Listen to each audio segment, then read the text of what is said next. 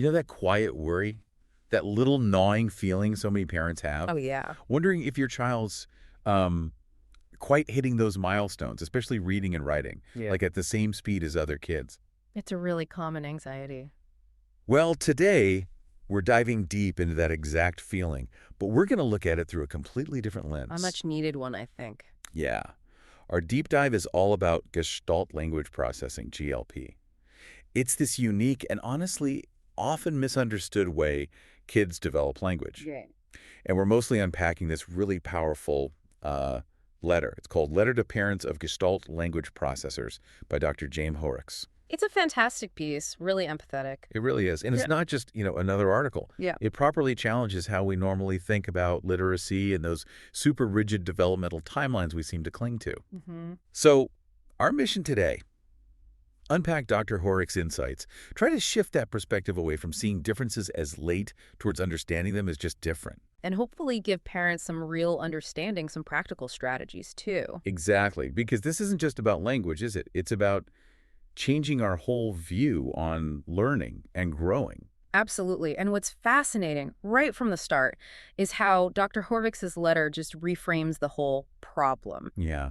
How so? Well, it says it's not about a deficit in the child. Not at all. It's a challenge to our understanding of development. Ah, okay. And it calls out the systemic pressures, the things that actually create that parental worry in the first place. Right. So the system itself can generate the anxiety. Precisely. Instead of, supporting different ways kids learn. Okay. So to really get this, we kind of need to challenge how we usually think about language development. Mm-hmm.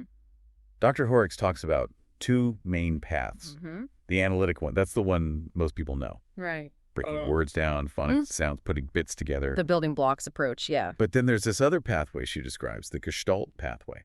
How different is that, really? Oh, it's fundamentally different. Instead of building up from tiny pieces, Gestalt language processors, and the letter puts this beautifully, they gather words and phrases whole. Whole chunks. Yeah, these gestalts. And they're not just memorized lines. They echo, they return, they carry the rhythm of songs, the exact sound of a movie line, even the smell and feel of a moment. Wow. So it's much more about the whole experience, the context. Exactly. Learning in these rich sensory chunks. It's immersive. So like absorbing language through complete resonant experiences, not tiny Lego bricks. That's a great way to put it. And we need to be clear about GLP and autism. The letter says, look, many Gestalt language processors are autistic, but it's not a one-to-one thing. Not all are. Crucial distinction. Autism is described as a characteristic, a way of being. GLP is a processing mode. Why is separating those two things so important? Well, it's vital because if we just mash them together, if we equate GLP with autism, we risk seeing these literacy differences purely as signs of a disorder. Instead of just a different way the brain works. Exactly. Understanding the difference lets us approach a child's learning with appreciation for their unique style, not with automatic worry about some deficit that might not even be there. Okay, this is where it gets really interesting for me. Dr. Hoerricks talks right to that feeling, that pinch of worry parents get when their kid's path looks different. That familiar anxiety. What really struck me was her argument that this worry often isn't actually about the child's ability. So where does she say it comes from?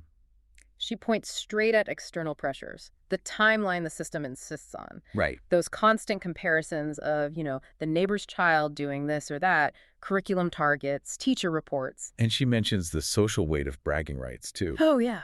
Johnny read poetry at 5, Sarah's fluent in French at 6, that kind of thing. So these outside benchmarks create the anxiety, not the child's actual progress. That's the argument. They push parents to measure their kids against this very narrow, very prescribed schedule, which might not fit their child at all. That pressure is so real for parents. But okay, if the benchmarks are the problem, what does the letter suggest we do about it? More than just recognizing it. Well, she uses her own story, which is incredibly powerful. Tell us about that. She shares that she was actually removed from her parents when she was 2, suffered abuse, and she graduated high school in the U.S., functionally illiterate. Wow. Functionally illiterate. Yeah, and yet she went on to become an author, a teacher, got her Ph.D. That's incredible. But here's the key thing she stresses. She says she's an outlier. Her story isn't meant just to inspire in that typical way. Okay. It's to show that the timeline the system pushes. It's not the only timeline that matters. So your child's journey isn't late. It's just different. Profoundly different. It challenges our whole idea of what success looks like, showing that real, deep learning happens on its own schedule, a schedule the system often just doesn't recognize. Exactly. That line, the timeline that the system insists upon, is not the only timeline that matters. That's a powerful counter-narrative. It really is. And it's not only about timelines, is it? It's also about what we value. Dr. Hoerricks talks about market myths and how the actual gifts of a Gestalt processor, things like perfect pitch or an amazing ability to replicate rhythms or even doodling as a way to anchor memory. Yeah, she calls those doodles sigils anchoring memory. Great phrase. Right. These things are often just dismissed as like quirks, curiosities. Instead of being seen as real capacities, real strengths. And the letter argues this isn't accidental. No, she suggests it reflects internalized capitalism, this idea that only mega-analytic processing, the breaking down kind, leads to success. While mega-gestalt processing gets framed as, what, a path to failure? Pretty much, but she calls these market myths, not facts about how minds work. Okay. And she connects this directly to something called the power threat meaning framework. What's that? It's a psychological way of looking at distress and mental health challenges, not as just internal problems, but as understandable reactions to power dynamics, threats, and how we make sense of it all. Okay, so applying that here, the framework helps us see the parent's worry not as stemming from the child's supposed inability, Right.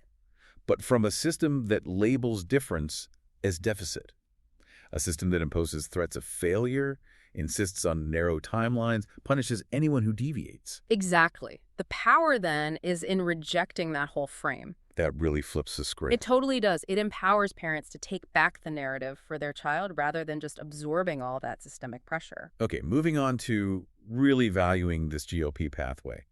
Dr. Hoerricks has this beautiful description of literacy for a Gestalt child.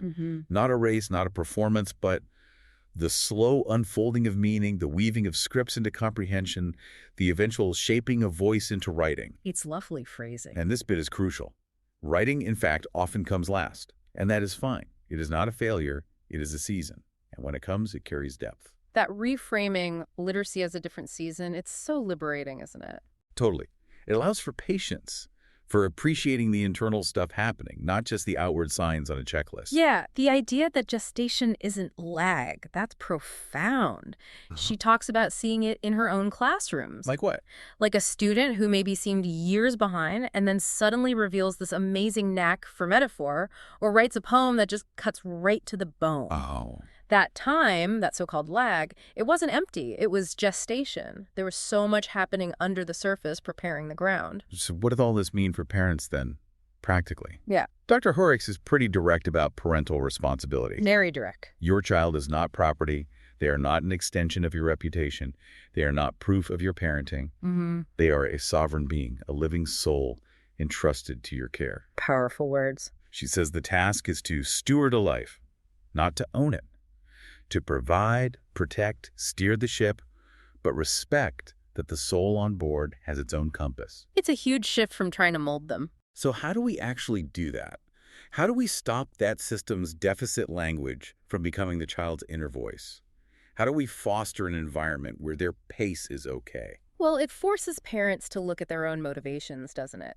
Are actions guided by respect for the child's unique self or by trying to meet those external pressures? Right. She uses her own kids as an example. She was a championship athlete, but none of her kids went down that path, and she supported their choices completely. Because their lives aren't supposed to be a copy of hers. Exactly. Stewardship is about protecting that sovereignty, not forcing them into a pre-made box. And she even touches on bigger things, like gender and becoming. Guarding a child's identity against labels or categories that might not fit them. Yeah, her words, do not colonize, do not demand performance that soothes adult anxiety at the cost of a child's becoming. Wow. That's a call to really respect their authentic self. A very strong call. Okay, let's get practical. Supporting a Gestalt language processor. The letter uses that great metaphor. GLP literacy travels a different river. Winding, evolving. Stage by stage, the banks widen, scripts stabilize, then recombine. It's not a straight line. Reading might flash early or smolder late. Both are okay. Right. It's not predictable in the standard way. And when writing finally shows up, it's not the tidy essay of compliance, but the paragraph that smells like rain, Love that. Me too. Yeah. So poetic, but also so true to the unique flavor it can have. So what are some real concrete things parents can do to nurture this different river? First step, she says, is feed it tributaries. Give them lots of rich, varied language. Like what? Songs, films, dialogues, picture books, comics, recipes, even scripts from their favorite shows or movies. A really broad language diet. Okay. And crucially, value how they already express themselves. Treat those doodles as sigils, not distractions. See that perfect pitch as fidelity to source, not a party trick. So recognize their unique ways of processing as strengths. Absolutely. Acknowledging them builds their confidence, builds connection. It shows you see them. For reading specifically. Keep it joyful, not judgmental. Keep paragraphs short, read aloud often.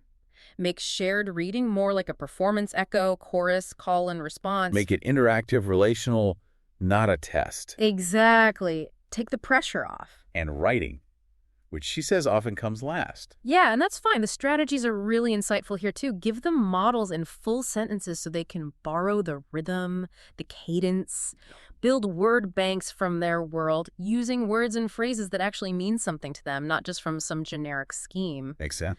Try co-writing parent writes while the child speaks, then maybe swap sentences, and publish small. Publish small. Yeah, like sticky notes on the fridge, a poem taped to their bedroom door, captions under photos they took.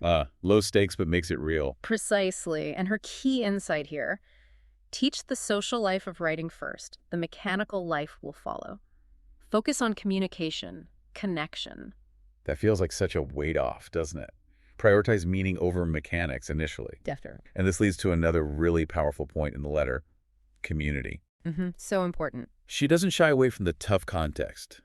Austerity grips the global north. Budgets shrink.